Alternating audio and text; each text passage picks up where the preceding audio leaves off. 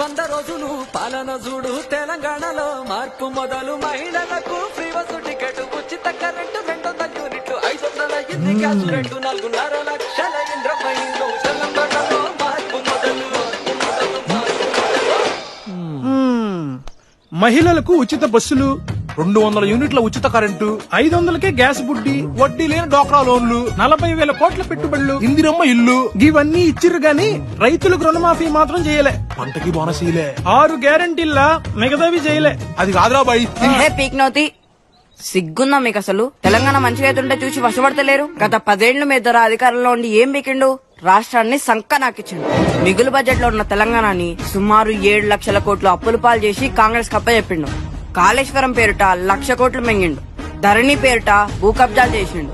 దళితులకు 3 ఎకరాల భూమిలే, రైతులకు రుణమాఫీ చేయలే, డబుల్ బెడ్రూమ్ ఇల్లు, నిరుద్యోగుల వృత్తి రాలే, ఇంటికొక ఉద్యోగం అని చెప్పి పేపర్ లీకులు చేసిందే గాక ఒక్క గవర్నమెంట్ కొలువు ఇట్లా భర్తీ చేయలే. ల్యాండ్ శాండ్ మైన్ వైన్ మాఫియాలు చేసిండ్రు. తెలంగాణలో అందరు బతుకులు ఆగమైతే వీళ్ళ కుటుంబం మాత్రం బాగుపడ్డది. గంతెందుకు ఈ 10 ఏళ్లలో మీ దొర ఎప్పుడైనా గడి దాటి బయటకు వచ్చిండా?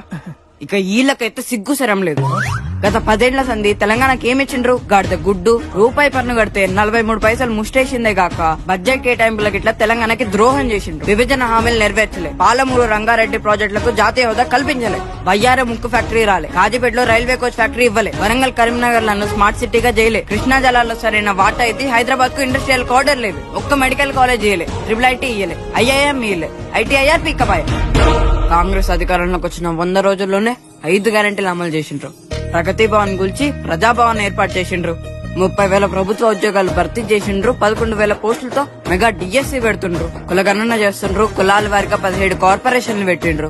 1,00,000కు పైగా ధరణి సమస్యలు పరిష్కరించిండ్రు. 1వ తారీఖుని జీతాలు, ఆర్టీసీ ఉద్యోగులకు 21% ఫిట్మెంట్, గద్దర్ జయంతి సంబరాలు, మహిళా సంఘాలకు వడ్డీ లేని రుణాలు, 58,000 కోట్లతో మూసి ప్రక్షాళన, పాత బస్తీకి మెట్రో, పంట బీమా పునరుద్ధరణ, 40,000 కోట్ల పెట్టుబడులు, regional ring road, Narayanpet Kodangal lift irrigation project, Gulf కార్మికులకు 5 లక్షల ప్రమాద బీమా, మెగా మాస్టర్ ప్లాన్ 2050. ఏ తోడు దొంగల్లారా ఏమన్నారు ఇందాక? రుణమాఫీ చేయలేదా? 15 ఆగస్టుకి దేశమంతా స్వతంత్ర సంబరాలు జరుపుకుంటే మా తెలంగాణలో రుణమాఫీ సంబరాలు జరుగుతాయి. గుర్తుంచుకోండి, తెలంగాణలో మార్పు మొదలైంది.